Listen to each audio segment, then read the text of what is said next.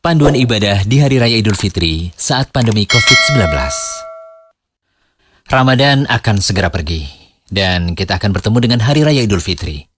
Tetapi pandemi COVID-19 belum sepenuhnya berakhir.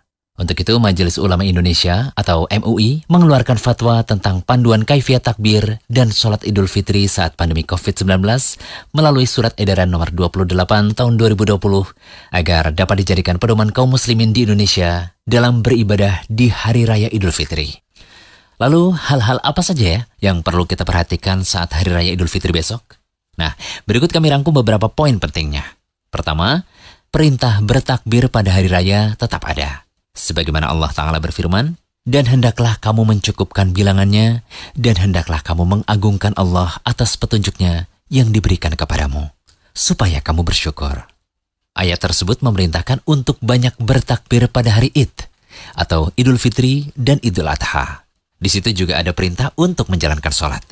Di dalam sholat Id, terdapat juga takbir yang rutin dilakukan, juga ada takbir tambahan. Ingat ya, tidak perlu melakukan takbir keliling. Tetap ikuti anjuran pemerintah untuk stay di rumah. Yang kedua, tetap mengucapkan selamat pada Hari Raya Idul Fitri. Mengucapkan selamat pada Hari Raya Idul Fitri tetap disyariatkan walaupun tidak dengan berjabat tangan atau bertemu langsung karena keadaan pandemi saat ini. Syekh Profesor Dr. Khalid Al-Musyaiqih menyatakan, mengucapkan selamat saat hari Id adalah sunnah. Amalan seperti ini ada contohnya dari para sahabat radhiyallahu anhum. Akan tetapi jika dengan berkumpul untuk mengucapkan selamat atau bersalaman ada mudarat karena tersebarnya penyakit menular, maka berlakulah kaidah la doror wa la dirar. Tidak boleh memberikan mudarat tanpa disengaja maupun disengaja. Saling mengucapkan selamat bisa dengan saling memandang saja tanpa harus bersalaman atau cukup dengan berbagai media komunikasi seperti telepon misalnya.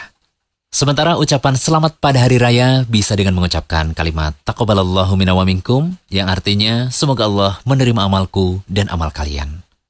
Nah, poin terakhir adalah panduan sholat Idul Fitri. Merujuk pada fatwa nomor 28 tahun 2020, MUI menyebutkan bahwa sholat Idul Fitri boleh dilaksanakan di rumah jika seseorang berada di kawasan dengan penyebaran COVID-19 yang belum terkendali. Sebagaimana Al-Bukhari dalam sahihnya mengatakan, apabila tidak sholat Id di lapangan, maka bisa diganti dengan melakukan sholat 2 rakaat. Demikian pula untuk wanita dan bagi mereka yang tinggal di rumah. Praktik ini seperti yang dilakukan oleh Anas bin Malik radhiyallahu anhu. Apabila Anas bin Malik sedang berada di kampungnya, sehingga beliau tidak bisa hadir sholat Id di pusat kota, beliau kumpulkan budak-budaknya dan juga anaknya. Kemudian beliau perintahkan Ibnu Abi Utbah untuk menjadi imam. Kemudian beliau sholat Id seperti yang dilakukan imam di kota. Sementara itu, jika umat Islam berada di kawasan dengan tingkat penularan COVID-19 yang sudah terkendali, sholat Idul Fitri dapat dilaksanakan secara berjamaah di masjid atau tanah lapang. Indikasi bahwa daerah tersebut dikatakan aman, salah satunya ditandai dengan angka penularan COVID-19 menunjukkan kecenderungan menurun.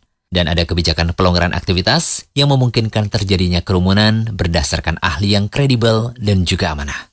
Pelaksanaan sholat Idul Fitri, baik di masjid maupun di rumah, harus menerapkan protokol kesehatan dan mencegah terjadinya potensi penularan COVID-19.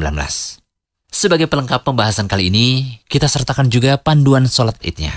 Pertama, memulai dengan takbiratul ihram, sebagaimana sholat-sholat lainnya. Kedua, bertakbir. Takbir zawaid atau tambahan sebanyak 7 kali takbir, selain takbiratul ihram tentunya, sebelum memulai membaca Al-Fatihah. Boleh mengangkat tangan ketika takbir-takbir tersebut, sebagaimana yang dicontohkan oleh Ibnu Umar. Ketiga, di antara takbir zawaid, tidak ada bacaan zikir tertentu. Namun, ada sebuah riwayat dari Ibnu Mas'ud, ia mengatakan, di antara tiap takbir hendaknya menyanjung dan memuji Allah.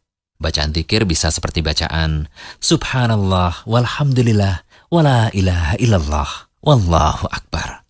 Allahumma ighfirli, warhamni. Maha suci Allah, segala pujian baginya. Tidak ada sesembahan yang benar untuk disembah selain Allah. Ya Allah, ampunilah aku dan rahmatilah aku. Ingat sekali lagi, bacaannya tidak dibatasi dengan bacaan ini saja. Boleh saja kau membaca bacaan lainnya, asalkan di dalamnya berisi pujian pada Allah Ta'ala. Kemudian yang keempat, membaca Al-Fatihah. Dilanjutkan dengan membaca surat lainnya. Surah yang dianjurkan dibaca diantaranya surah Al-A'la pada rakaat pertama dan surah Al-Ghasyiyah pada rakaat kedua. Kelima, setelah membaca surah, kemudian melakukan gerakan salat seperti biasa, ruku, i'tidal, sujud, dan seterusnya. Keenam, bertakbir ketika bangkit untuk mengerjakan rokaat kedua. Kemudian yang ketujuh, takbir zawaid lagi, sebanyak 5 kali takbir. Selain takbir bangkit dari sujud ya, sebelum memulai membaca Al-Fatihah. Kedelapan, membaca surah Al-Fatihah dan surah lainnya sebagaimana yang telah disebutkan tadi. Dan yang terakhir kesembilan, mengerjakan gerakan lainnya hingga salam. Nah, setelah salat Id, terserah deh mau khotbah atau tidak. Namun, kami sendiri sih tidak menganggapnya wajib ketika di rumah, sehingga tidak ada khotbah pun tidak ada masalah. Semoga pembahasan kali ini bisa memberikan pencerahan ya kepada kaum muslimin di tengah kebimbangan melaksanakan ibadah-ibadah saat Idul Fitri di tengah pandemi. Jangan lupa kunjungi rumaiso.com, update setiap hari, insya Allah.